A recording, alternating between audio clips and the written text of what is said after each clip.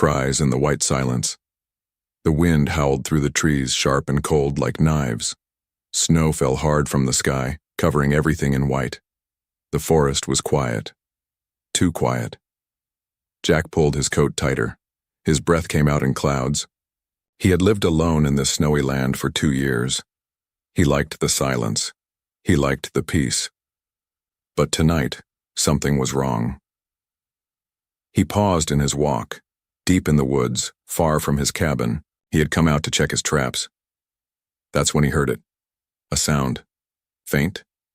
Distant. Not the wind. A cry. Not a wild animal, not a wolf or a bird.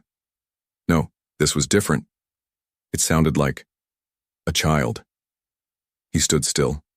Listened. Again, it came. Soft, sad, weak. Jack's heart began to beat faster. Who would be out here in the storm? A lost child? A traveler?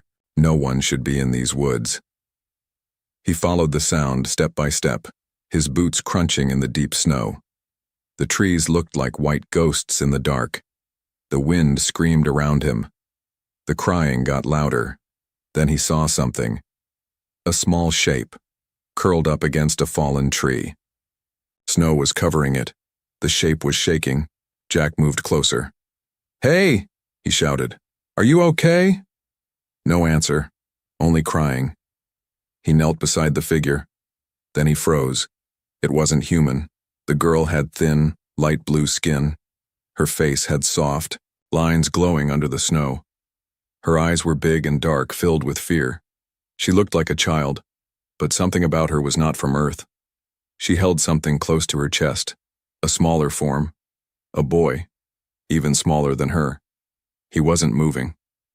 Jack didn't understand. Where had they come from? Why were they here? The girl looked up at him. Her lips moved, but he couldn't understand her language. Her arms tightened around the boy.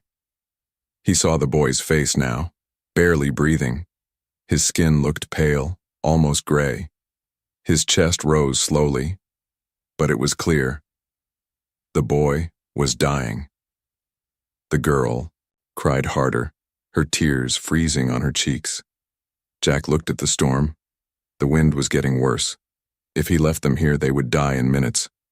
He had no choice. Carefully, he reached out. The girl flinched but didn't fight. She was too weak. Gently, he lifted the boy, cradling him close. The girl tried to follow, crawling through the snow. "Come on," Jack said, not sure if she understood. "We have to go." He lifted the girl too, though it was hard with both in his arms. He could feel how cold they were, like ice. He had to move fast. Snow beat down on his face as he walked. The wind pushed against him. His legs burned with pain. But he didn't stop. He had saved animals before, hurt wolves, lost birds, even an injured bear once. But never like this. Never 2 alien children in the middle of a snowstorm. Finally, after what felt like forever, he saw the light of his cabin. He kicked the door open and rushed inside. The warm air hit him like fire. He placed both of them near the fireplace. He started the fire quickly, throwing in logs and lighting the match with shaking hands. Flames rose, giving heat and light to the room. He wrapped them in blankets. The girl held the boy tight. Never. Letting go, Jack boiled water, took out old medical supplies, checked the boy's breath. It was still there, but shallow. The girl watched him with wide, scared eyes. "It's okay," Jack whispered. "You're safe now." She didn't answer, but her eyes slowly stopped, shaking. Her body leaned against the boy's. Jack sat back and stared at them. Who were they? Where had they come from? What had happened to them? He looked out the window. The snow was still falling. But inside, for the first time in a long while, he wasn't alone. And deep in the forest, something else was watching. Something that wasn't done hunting. The fire crackled inside the cabin. Warm light danced on the wooden walls. But the cold had not left the room completely. It lived inside the small alien boy's body. Jack leaned over him, checking again. The boy's chest moved, but barely. His skin was still ice cold, and his lips were turning dark. "He's not okay," Jack whispered. His hands shook. "He's slipping." The alien girl sat close, holding her brother's tiny hand. Her big black eyes watched Jack's every move. She didn't speak, but her face said everything: fear, pain, and hope. Jack had to try something. He grabbed an old first aid kit from the shelf and pulled out what little he had: blankets, fever, pads, some tools, and a small oxygen mask from his mountain days. He placed the mask on the boy's face. "Breathe, little guy. Come on," Jack said softly. The girl blinked, then looked at Jack and touched his arm gently.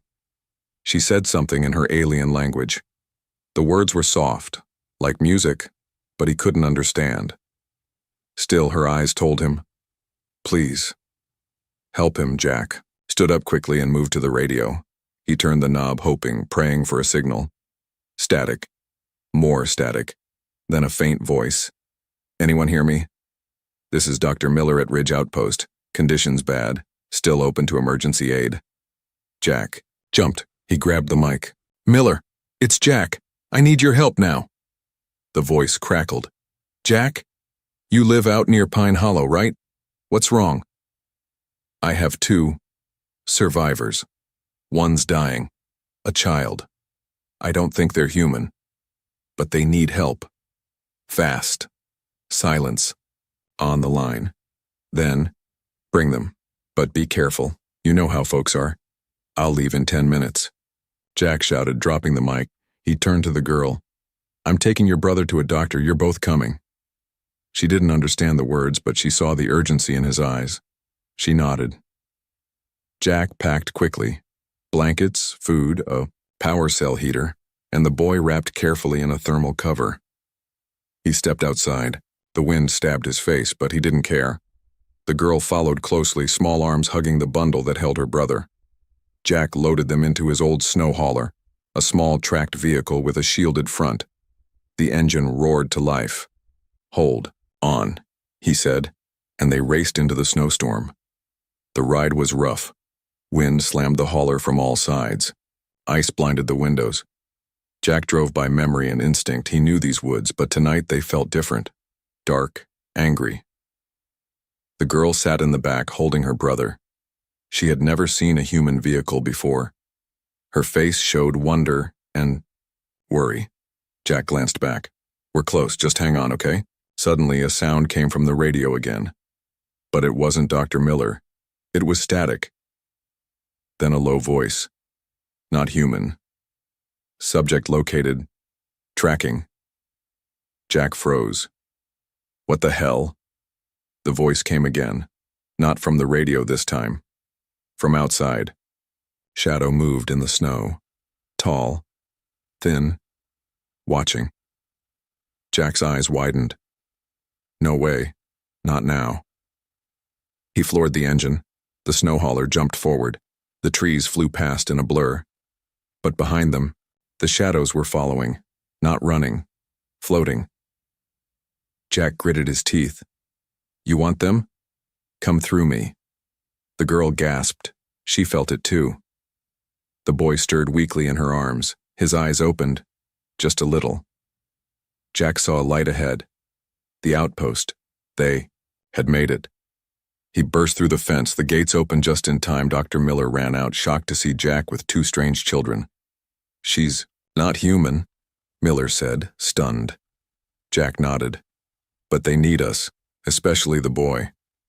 Miller looked at the boy. "We have to act now." They rushed inside. The girl didn't want to let go of her brother, but Jack gently took her hand. "Let them help him. He'll be okay." She looked at Jack and slowly nodded. As the doors closed and machines beeped, Jack turned and stared out the snowy window. The shadows had stopped at the tree line, watching, waiting. The storm had not stopped. Snow slammed against the windows of Ridge Outpost. Inside, warm lights glowed and quiet machines beeped. The small alien boy now lay on a clean bed, surrounded by wires and strange human tools. His breathing was shallow, but steady. Jack stood near the door, arms crossed, eyes heavy from no sleep. The alien girl sat beside her brother, never moving far from him. She watched everything like a silent guardian. Dr. Miller, an older man with kind eyes and a serious face, worked quietly. He's stable, the doctor said finally, but not safe yet. His organs are weak. His body's not used to this cold world. Jack let out a long breath. Can he make it? Miller looked unsure. Maybe, if we're lucky. There was a knock at the door. 3 sharp knocks. Jack frowned. No one should be out in this weather. He moved to the door and opened it slowly. 2 people stood outside, strangers in dark winter gear. Snow clung to their shoulders. Their faces were hidden under thick hoods. They didn't speak at first. Can I help you? Jack asked. One of them stepped forward. We heard someone brought in an alien. His voice was cold, too calm. Jack stiffened. Who are you? We're from the North Watch. We monitor alien movement, the second man said. His voice was flatter, like a machine. Dr. Miller stepped in. They're just children. They're not a threat. That's not your call, the first man said. Jack's jaw tightened. They need help, that's all. The strangers looked past him and saw the girl inside. Her large eyes stared back, full of fear. She stepped in front of her brother's bed. The first man pulled back his hood. His face was pale, eyes sharp, no warmth in them. We'll need to take them. For questioning. Jack stepped between them. No. The man didn't move. You're making a mistake. Jack glanced at the girl. She was shaking now. Not from cold, but from memory. She knew these men, or others like them. Leave, Jack said firmly. You don't want a problem, the second man warned. Jack raised his voice. Leave. Now. A long silence. Then, slowly, the 2 turned and walked back into the snow. Dr. Miller locked the door behind them. They'll be back. I know, Jack said. That night, Jack sat by the window, a shotgun on his lap. He didn't sleep. He couldn't. The girl sat beside her brother, humming a soft tune, alien but somehow peaceful. The machines kept beeping, but at 3 a.m. everything changed. The beeping stopped, the boy's chest stopped moving. No, Jack shouted, rushing to the bed. Dr. Miller was there in seconds. Get me the kit, the girl cried out, screaming words Jack couldn't understand. Miller began CPR. His heart stopped. I need help. Jack ran to the med cabinet, grabbed the crash tools and handed them to Miller. The doctor worked fast, compressions, shocks, breath. Come on, kid. Stay with us. The girl held her brother's hand tightly, tears falling down her glowing cheeks. Suddenly, a gasp. The boy's chest rose again. Beep. Beep. Beep. The machine blinked green. He was alive. Barely. The girl leaned over him and whispered something in her language. Her face was close to his. Her hands glowed faintly. Jack noticed. Miller. Look at her hands. The doctor stared. That's not technology. That's her. She was doing something. The light moved from her fingers into the boy's chest. His breathing grew stronger. His skin looked warmer. The girl swayed, dizzy, but she didn't stop.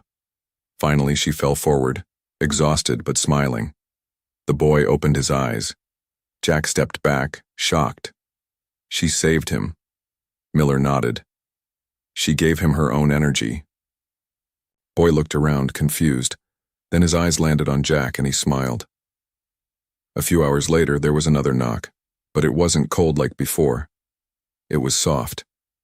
Jack opened the door and found a woman, middle-aged, wrapped in a medical coat, eyes kind. I'm from South Outpost, she said. I heard about the children. I want to help. Behind her stood 2 more doctors. Jack didn't speak right away. How do I know you're not with the others? She smiled gently. Because I believe some things matter more than fear. She handed him a folded piece of paper. It showed photos of destroyed alien homes. A small boy and girl stood in the corner. It was them. These two have suffered enough. Let us help. Jack looked back inside. The boy was sitting up now, holding his sister's hand. They looked safe. He opened the door wide. Come in.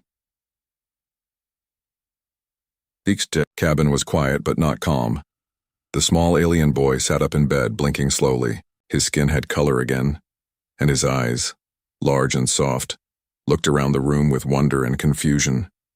His sister sat beside him, gently brushing her fingers over his arm, as if checking again and again that he was real, that he was still alive. Jack stood nearby, arms folded. He still couldn't believe what he had seen.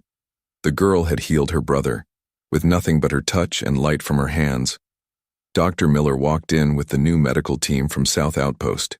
They brought warm supplies, new scanners, and a soft white blanket that glowed with low energy. It wrapped around the boy like a shield. We've stabilized him, the South Outpost Dr. Hana said. But his body is still weak. One wrong move, and we lose him. Jack frowned. What do you mean? She looked serious. He used up almost everything inside him. Whatever she gave him bought time. But his organs are failing. Slowly. The alien girl looked up, hearing their voices, though she didn't understand their words. Still, her eyes followed them, sharp and watchful. He doesn't have days, Hana said softly. He has hours. Jack turned away, jaw tight. He had thought they were safe now. He thought the worst was over. He was wrong. That night, the wind outside began to howl again. But it wasn't a storm. It was something worse. Jack walked outside to check the area. Snow crunched under his boots. The moon was hidden behind thick, gray clouds. Then he saw them, figures in the trees, tall, thin, moving without sound. He stepped back toward the cabin. One of the shadows raised an arm, and something hummed.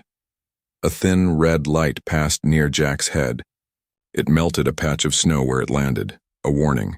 He rushed back inside, locking the door behind him. They're back, Jack said, out of breath. Dr. Miller looked up. The men from earlier? Jack shook his head. No, not human. Something else. The alien girl's ears twitched. She looked at her brother, then at Jack. Fear filled her face again. She stood and walked to him, placing her small hand on his chest, and pointed to the window. Danger? Jack asked. She nodded once, sharply. She grabbed something from her coat, a small glowing crystal, and placed it in Jack's palm. It was warm. What is this? She pointed to her brother, then at the crystal, then at Jack's heart. Hana stepped forward. It's energy, a life stone. She wants you to give it to her brother. Jack stared at the crystal. Me? The girl nodded. He trusts you, Hana said. She trusts you. Jack knelt by the boy. Okay, little guy. Hold on. He placed the crystal on the boy's chest. It glowed, brighter and brighter. The boy gasped. He sat up, fully awake. But the girl collapsed. Jack caught her before she hit the floor. Her body was cold. No, he said, stay with us. The boy tried to stand but fell back, too weak. Jack looked at Hana. Help her. Hana knelt beside them. She transferred her life force. The crystal was hers. She gave it all. She'll die? Jack asked. If we don't act fast. Jack looked around.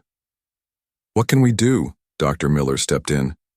The boy, he can return the energy. If he chooses. Jack looked at the child. Can you do it? The boy's hands were shaking, but he touched his sister's chest. The same glow returned, only faintly. Jack whispered, Come on, kid, just like she did for you. The boy closed his eyes, hands glowing. The light grew. Then the girl coughed. Her eyes opened.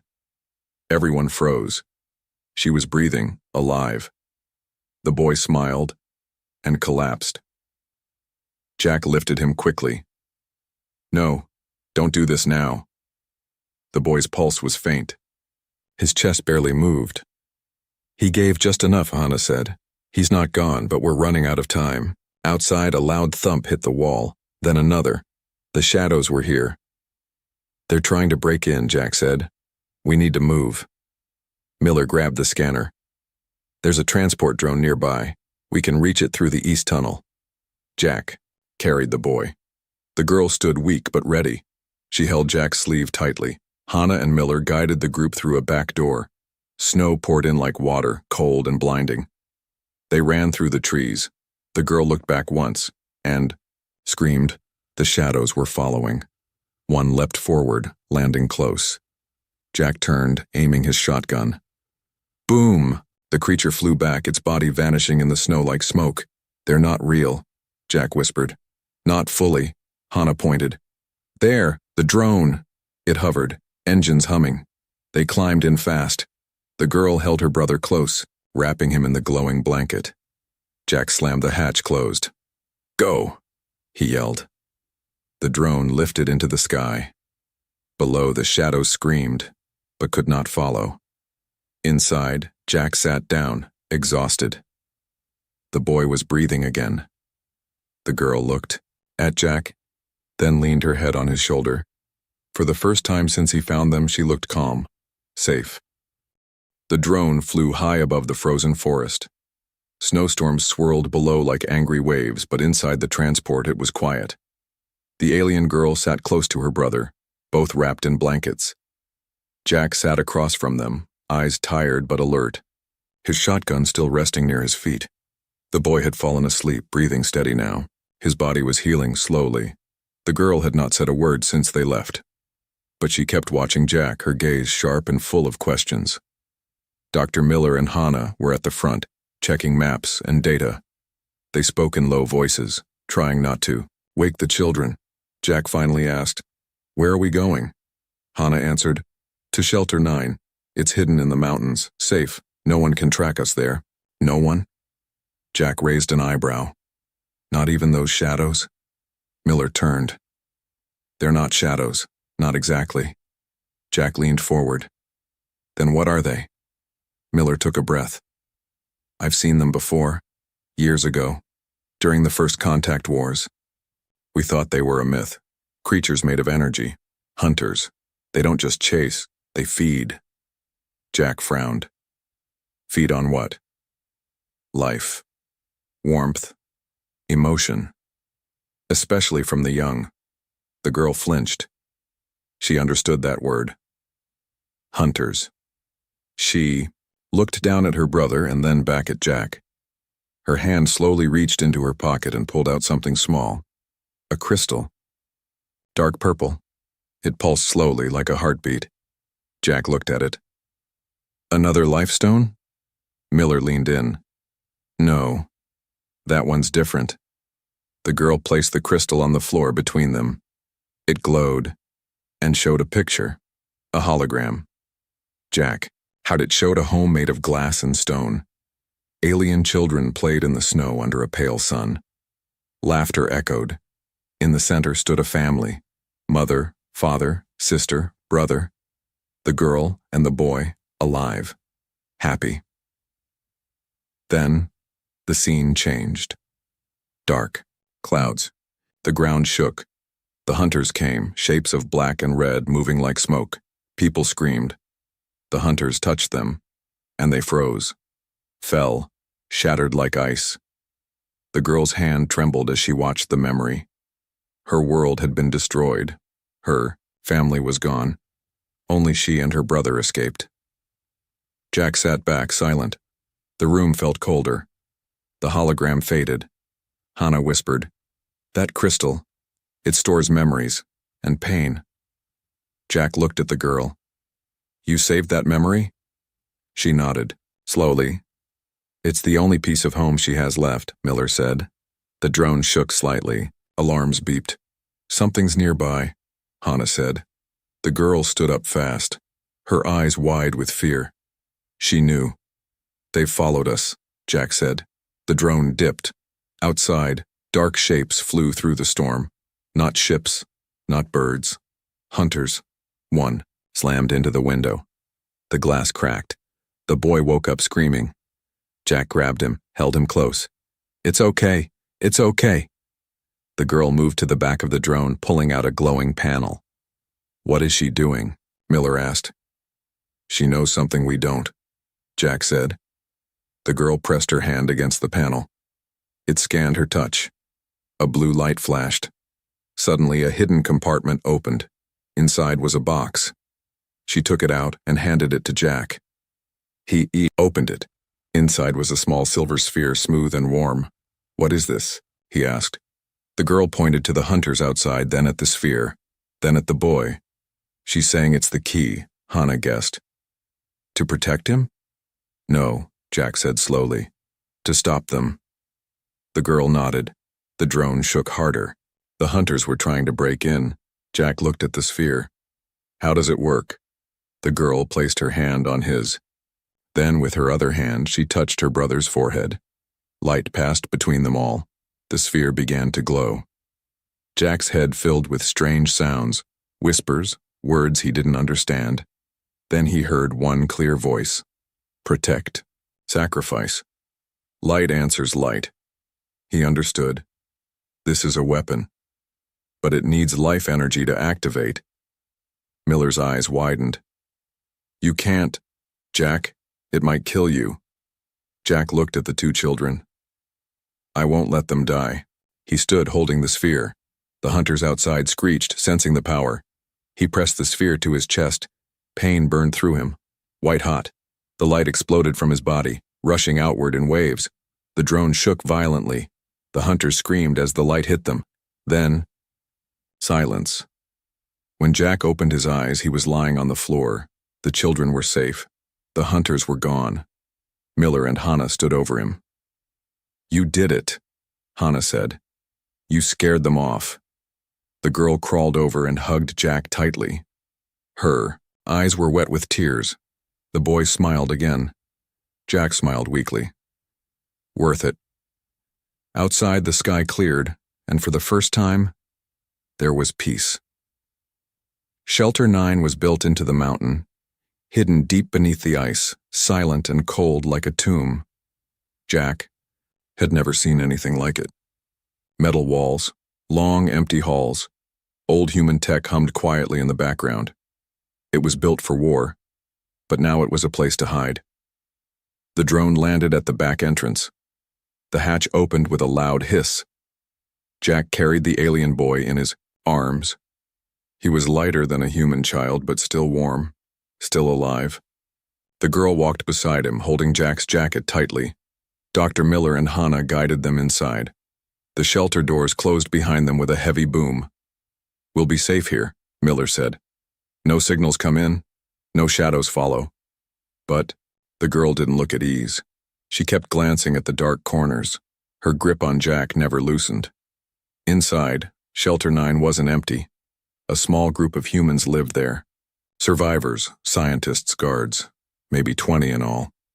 They stared as the newcomers walked in. Whispers followed. "Aliens? Aren't they dangerous? Why did he bring them here?" Jack heard it all, but ignored them. He had seen fear before, but he had also seen kindness. The humans here had to choose. Later, the children were resting in a quiet room. The girl sat cross-legged on the floor, playing with a small human puzzle toy. Her brother lay nearby, breathing peacefully, wrapped in soft blankets. Jack stood at the door, arms crossed. Hannah walked in. "They're doing better, but..."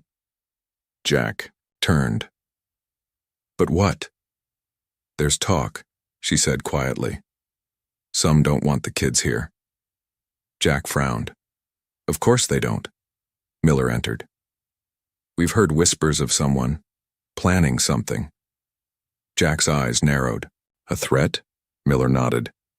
"Someone here doesn't trust aliens. They think these two will bring trouble." "They already ran from trouble," Jack said. "That won't matter to those who are afraid." Suddenly, the room's lights flickered. The girl jumped up. Jack grabbed his shotgun. "What was that?" Hannah tapped her comm unit. "Control, do. You copy? Lights are..." A voice cut through. "This shelter is now under lockdown. All doors sealed. Remain in place." Jack stared at the speaker. That's not protocol. A second later, the lights went out. Darkness, pure and silent. Then, a small red light blinked at the far end of the hall. Footsteps echoed. Slow. Heavy. Jack raised his gun. Who's there? No answer. But the girl backed away, pulling her brother with her. She felt it. Something was wrong. The lights blinked on, then off, then on again. And in that flash, Jack saw it. A man in guard armor, face cold, eyes like stone. He held a weapon, pointed, at the children. Step aside, the man said. They're not safe. They're the reason those creatures came. Jack didn't move. You're scared, Jack said, but killing kids won't fix it. They're not kids, the man snapped. They're bait. He stepped closer. So did Jack. I watched them risk their lives for each other, Jack said. I risked mine too. That makes us more human than you. The man sneered. I warned command. No one listened. His finger moved to the trigger. Click. But nothing happened. The weapon had jammed. In that instant, the girl raised her hand, and a wall of light burst out. The guard flew backward, landing hard. The lights came on fully. Jack rushed to the children. You okay? The girl nodded, trembling. The guard groaned. Still alive. Miller and Hannah entered with 2 other staff members. Restrain him, Hannah ordered. Now. They pulled the man away. He didn't fight, just kept whispering, no, they'll come back, they'll bring the shadows. Jack hugged the children. Not if I can help it. That night, the shelter was quiet again. Jack sat near the children's bed, watching them sleep. The girl had placed her puzzle beside her brother. She had drawn a small shape on the wall. A sun. A home. 2 figures holding hands. Hope. Miller joined him. The council has agreed. The children stay. Jack nodded. Good. But there's something else. Miller added. That man, the one who attacked, he wasn't alone. There's a signal he sent.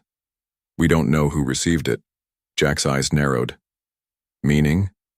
Miller looked tired. We may have new visitors soon, human or worse. Jack stood. He looked at the children, at the sleeping boy, at the brave girl who never stopped fighting. They'll come, Jack said.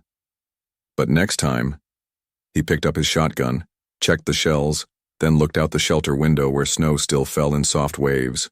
We'll be ready. The sky above Shelter 9 was finally clear. For the first time in many days, the stars shone brightly, uncaring of the pain below, but beautiful all the same. Jack stood at the edge of the cliff just outside the mountain entrance, snow crunching beneath his boots. He looked up, eyes tired, heart heavy, but alive. Behind him, the door to Shelter 9 opened. The alien girl stepped out quietly, wrapped in a thick human jacket. It was too big for her, but she didn't seem to mind. Her brother, still weak, held, her hand walking slowly beside her. His wide eyes blinked up at the stars. Jack turned, smiled. You both should be resting. The girl shook her head. She pointed to the sky, then placed a hand on her chest. Jack understood. Home. Miller and Hannah joined them on the ridge. We ran a scan earlier, Miller said. That crystal sphere you used, it left something behind. Jack raised an eyebrow. What kind of something? Hannah pulled out a small device. A faint green signal pulsed on the screen. It's not human. It's not from this world. It's a beacon, a call. Jack's eyes narrowed. A call to who? We don't know yet, Miller said. But they're coming. The girl looked at the device, then up again. Her lips moved, soft, musical. Words Jack still couldn't understand, but he understood the feeling in her voice. She wasn't afraid. She was hopeful. That night, inside Shelter 9, the survivors gathered. Not just the children, not just Jack, not just doctors. Everyone. The truth was no longer hidden. They all knew now. The children were not a threat. They were a symbol of something greater. Jack stood before them. I found them in the snow. Lost. Cold. dying. He looked at the girl who now stood tall beside her brother. They were hunted, hated, but even after all they'd lost, they gave everything to protect each other. The girl took Jack's hand. "I used to think I was just surviving out here," Jack said. "But now I see. I was waiting." He looked at the group, waiting to do something right. The shelter was quiet. Then, slowly, applause began. It wasn't loud, but it was real. The girl blinked, unsure. Then she smiled. Just before sunrise, the stars began to move. Not falling stars. Ships. 3 glowing vessels drifted across the sky, slow and silent. They hovered above the mountains, lights blinking gently, not in warning, but in greeting. The girl stepped forward, her crystal glowing in her palm. It pulsed in rhythm with the lights above. Miller's voice trembled. "They're responding to her. She's one of them." A soft hum filled the air. One ship lowered, hovering just above the ridge. A beam of soft blue light reached out, touching the ground like a hand. The boy stepped forward slowly. He looked at his sister. She looked at Jack, and didn't move. Jack frowned. "It's okay. This is your family." But she shook her head. She took the boy's hand and gently placed it into Jack's. Then she pressed the glowing crystal into Jack's other palm. "You want me to keep him?" She nodded, then pointed to herself and the ship. Tears welled in Jack's eyes. "You're going to call them off. Stop the hunters." She nodded once. This was goodbye. She hugged her brother tightly. One last time, then she looked at Jack and did something she had never done before. She spoke in clear, broken English. "Thank you." Then she turned, walked into the light, and was gone. The ship rose into the sky, joined the others, and vanished among the stars. Back inside Shelter 9, Jack stood at the window. The boy slept in a new bed, warm and safe. He held the puzzle toy close, and Jack's jacket wrapped around him like a shield. Hannah walked in. "We'll find a way to protect him no matter what." Jack nodded. "He's not just a refugee anymore." She smiled. "He's yours now." Jack stared out the window. The stars blinked again. Maybe they were watching. Maybe she was too. He whispered, "She gave me more than her brother." He placed the glowing crystal beside the boy. "She gave me a reason to hope again." Outside, the wind was calm. The snow no longer screamed. And above, in the endless black sky, a new family was written in the stars.